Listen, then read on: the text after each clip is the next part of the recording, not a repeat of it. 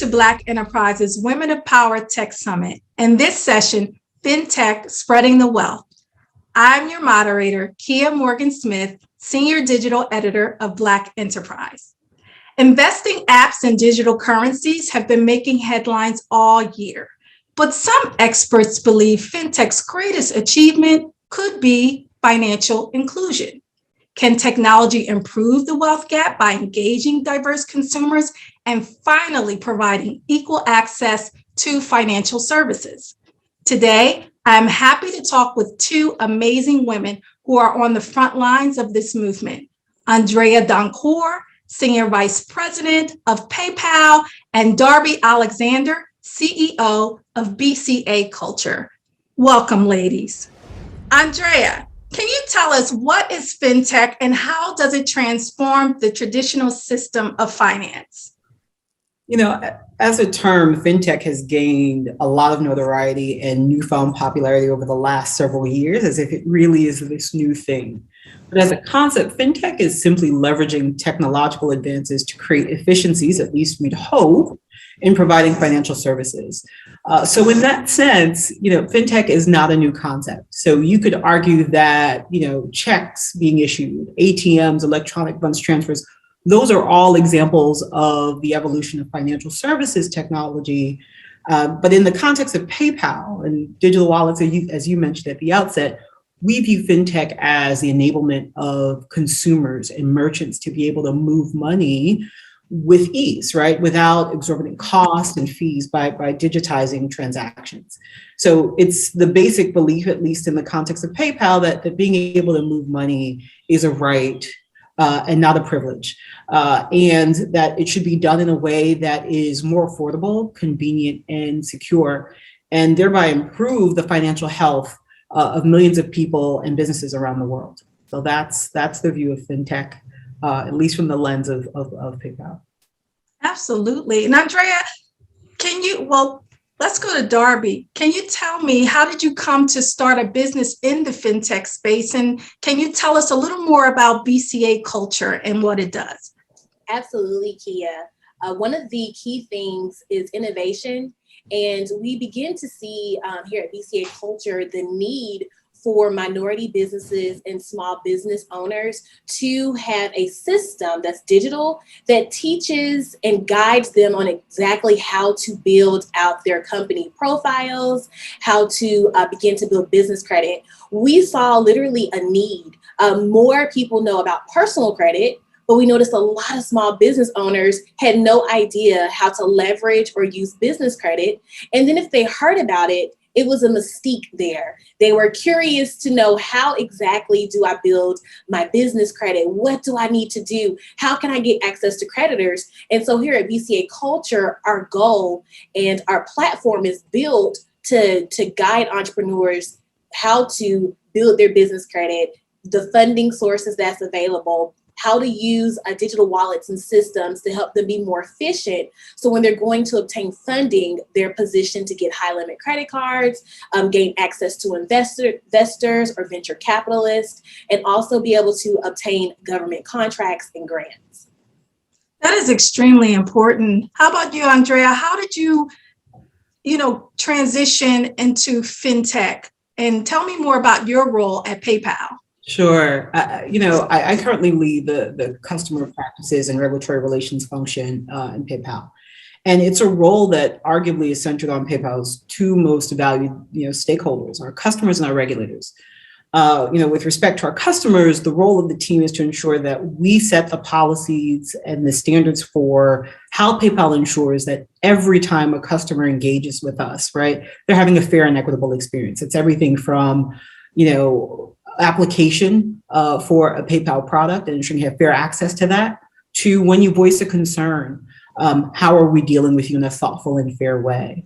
And then with respect to our regulatory relationships across the globe, the role of our team is to ensure that we are working with regulators to foster responsible innovation, and to ensure that we're proactively engaging with them to be able to build upon the common goals that PayPal does share with its regulators. As for my transition into the fintech space, by way of background, I'm actually a lawyer, and shortly after law school, recognized that I did not want to practice. And so shortly after law school, I began working in anti-money laundering compliance at a broker-dealer. And then my journey continued into investment banking. And then after that, to a traditional banking and card services company. And in each experience, broadening my regulatory compliance background. But what also happened along the way is I recognized that I had an opportunity and really had built a niche in building strong relationships with regulators.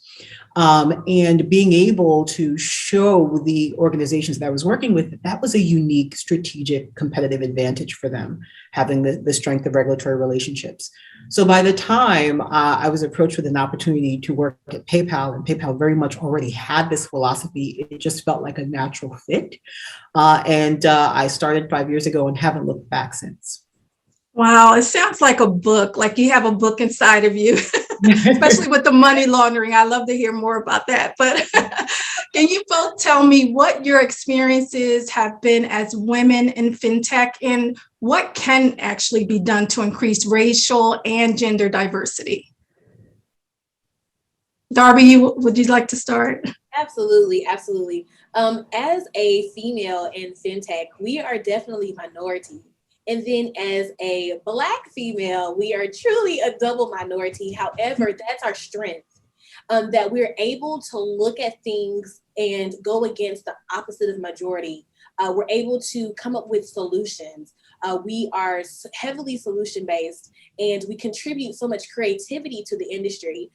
In credit and in particular personal credit and business credit, it's mostly a majority dominated male industry. So being able to be a woman in this industry, being a visionary, being innovative, even here at BCA Culture, is just absolutely phenomenal. Some of the advantages that we do have as women is our creativity, our ability to think outside of the box, our ability to connect and tell stories, and also our ability to quickly problem solve. We as women have the ability to come into this industry and really innovate it and give it something that's evolving, like it's a growing being, you know, as fintech has been here, as Andrea was saying, for decades. But now we're really able to evolve it and put it on applications, have it out in cloud, have it be cloud-based. And we as women really contribute to the industry as a whole by pushing innovation. And I'll add, look, I've had the opportunity, as I just said, you know, the entirety of my formal fintech experience has been at PayPal the last 5 years. And I count myself lucky in that regard because this is a company that, you know, inclusion is inherent in our mission, right? And it's an important pillar of our social purpose. And that tone has come from the top. So our CEO, Dan Schulman, has said publicly and repeatedly that inclusion is the core value that helps us to maximize our vast potential as a company. And so, you know, Dan and our leadership team, they continue to push the company in different ways to be intentional. And I stress this piece about being intentional about ensuring that our workforce reflects the diversity of the hundreds of millions of customers that use our product. And when I think about PayPal's growth, particularly over the last, you know, 4 to 5 years, we have increased our significantly our market cap while also increasing our focus on diversity and inclusion. And there's a correlation there, right? And research, Yes. right? So diversity and inclusion is just good business. And so look, like many companies, we continue to work at this because we have opportunities to get better, but I'm hopeful because we've made it a cultural imperative within the company. And then to your point about, you know, what can be done to increase racial and gender diversity, look, I think the company, whatever company is moving this forward, has to make inclusion a cultural imperative. It's key, and it has to be partnered with intentionality, intentional sourcing, retention, talent development. You know, those strategies have to be there, and they have to be validated by objective data, right? So that means, you know, having your senior leaders across the company develop, you know, diversity commitments that are backed up by clear plans, right? That means nurturing the diverse talent that you have. That means having mentorship, right? And to be clear, while we talk about closing this gap, you know, these challenges are also emblematic of larger socioeconomic and educational disparities that have historically disadvantaged women and people of color, right? But there is such talent and strong pipelines that are waiting to be tapped into if we can think outside of the historical talent acquisition paths that we've leveraged in the past. Absolutely. Well said. Darbi, what path did you take to get into fintech? Andrea talked a little bit about her path, and did you pivot from another industry? Absolutely. Actually, I have my degree in finance and international business, and I'm actually a creative entrepreneur. Was actually involved with the music industry and recording, advanced and pivoted into network marketing. And on my journey of being an entrepreneur, I actually was approached about the opportunity and was mentored in the tax and financial services industry. And that was immediately right after college. And from there, one of my mentors was telling me how he was acquiring real estate property, which was through his multiple companies and his organizations. And so at that time, many years ago, I was intrigued. It was almost a decade ago. I was intrigued with the concept of business credit. And at the time, it wasn't as popular as it's becoming now. And it wasn't just like an everyday term. At least for me, I was fresh out of college, and just breaking into the business world. And so being exposed to that, many years later, I was setting up my own company. And I was like, you know what? I need to begin to establish business credit.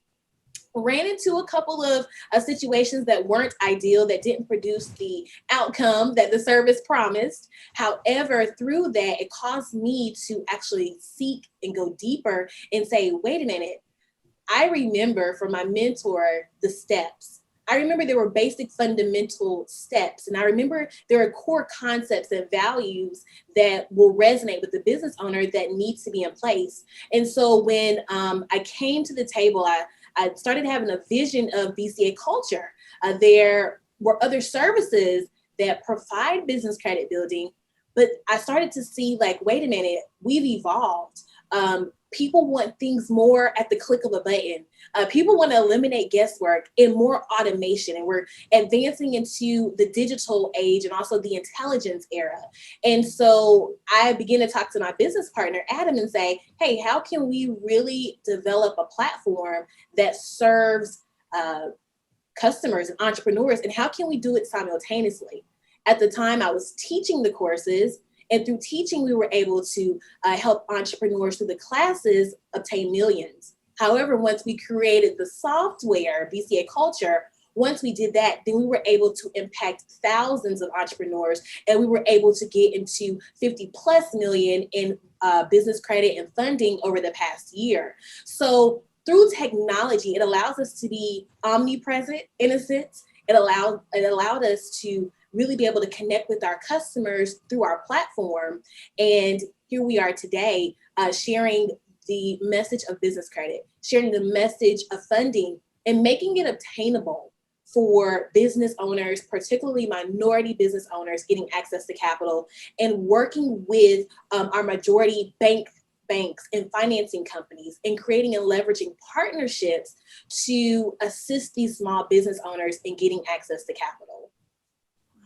Darbi, I want to take you back a little bit, because I hear you talking about the early days and the hustle and the grind and everything that you did. And I'm sure, Andrea, that's your story as well. So ladies, tell me, what do you wish you knew before you started working in fintech? We want to help some people here. Kia, that's a great question. One of the things that I wish I would have known earlier in my entrepreneur journey altogether, the power of consistency and being very intentional. Many times I took on projects or, served companies that didn't necessarily align with my values. And so creating and building BCA Culture, I began to think about the values and the pillars of success. And I always remember there was an interview Oprah did, and she talked about her shows having intention. And they're asking, well, why would you interview someone who was a murderer? Why would you interview someone, these gruesome and these really deep, gory topics, but she was willing to tackle them. And she said she wanted to get to the intention of why someone could be in that mindset, and to show that all of us could be susceptible to that if we had that particular life path. And so I wish I would have understood the power of intention earlier on in my career, because it would have catapulted me beyond what words can say, beyond even business. It would have catapulted me quicker into my purpose. And so doing and creating this platform with our team has really catapulted us into understanding the power of consistency, the power of intention. And I wish I would have known those much earlier, but I'm so grateful that I have them now, because the things that we've been able to do over the past year alone have been absolutely amazing. And we're super thankful, and we are hopeful for millions in the future of companies that we're able to impact. Well, that's very powerful. And you're helping someone else right now. Thank you. Thank you. And how about you, Andrea? For me, it's authenticity, right? And how we show up in these spaces, where we think about fintech, and I talk about in the context of PayPal, the reach, the access, right? Serving many communities that I come from, and others, right? Both in the US and beyond.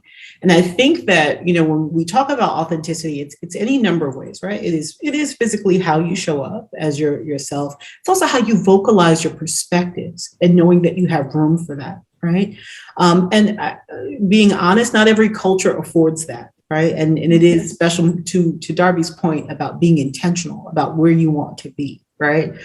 When you identify the culture that you want to participate in and align with that, then that's what enables your authenticity. And to make sure that, and I speak about PayPal, it's been 5 years in, I see a long future with this company because I believe in what it is that we do. I see the practical implications of what we do.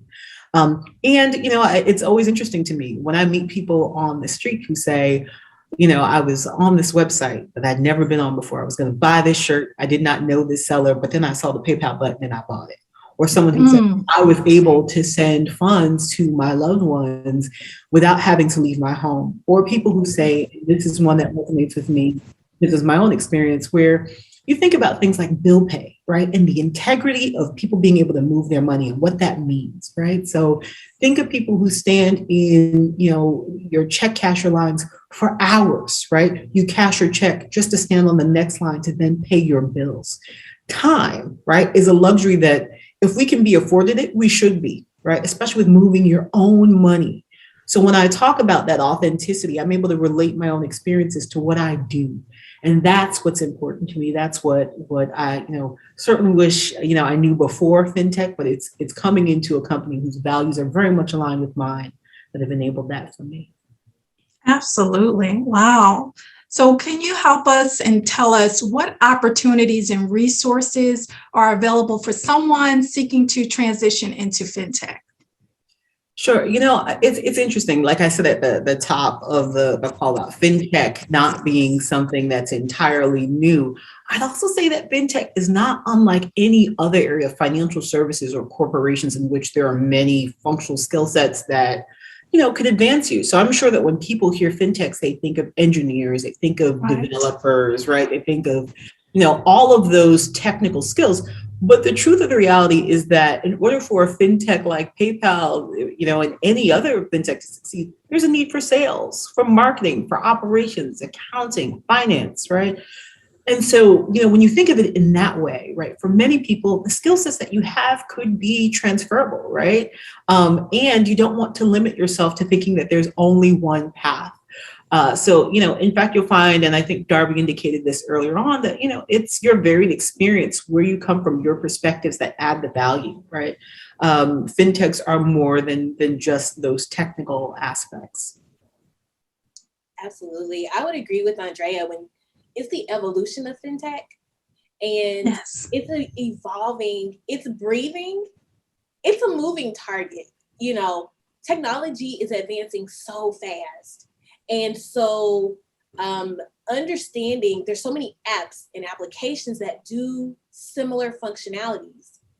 And so even for the entrepreneurs who are, participating in our discussion right now, think of what your company needs and then align those needs with a company that provides that service. Because in fintech, there are so many companies that do the same thing.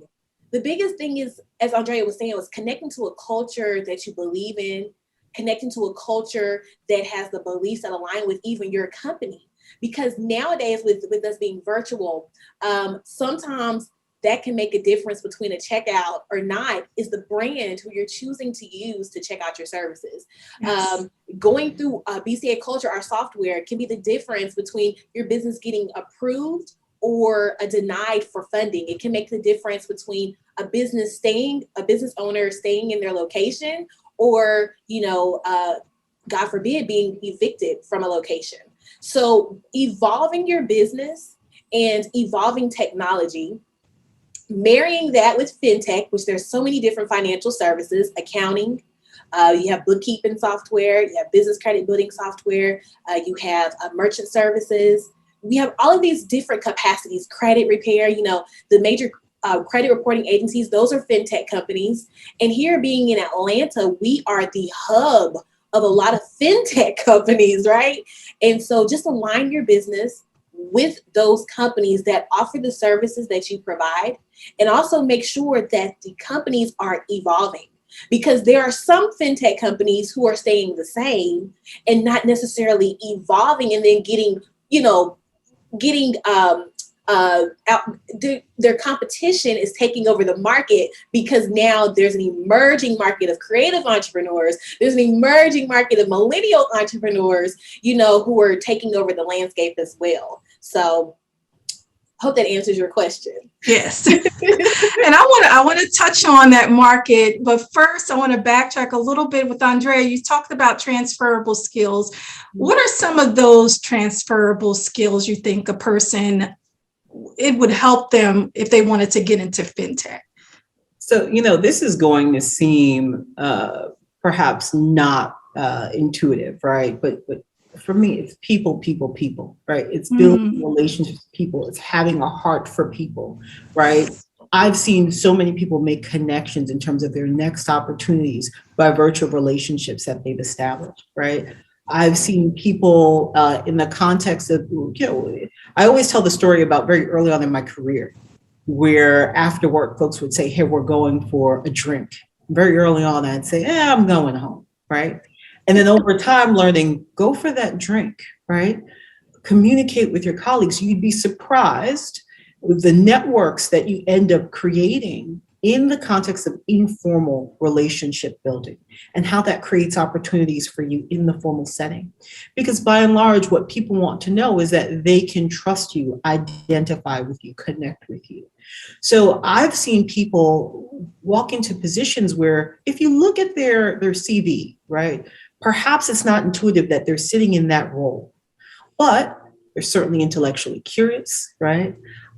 They are willing to work and grow in that role, but most importantly, people have a certain measure of trust in them, and that's by virtue of the relationships that they've established. So I talk about, the fact that I think that that's such a critical piece, building those relationships. That does what? Then enables the trust building.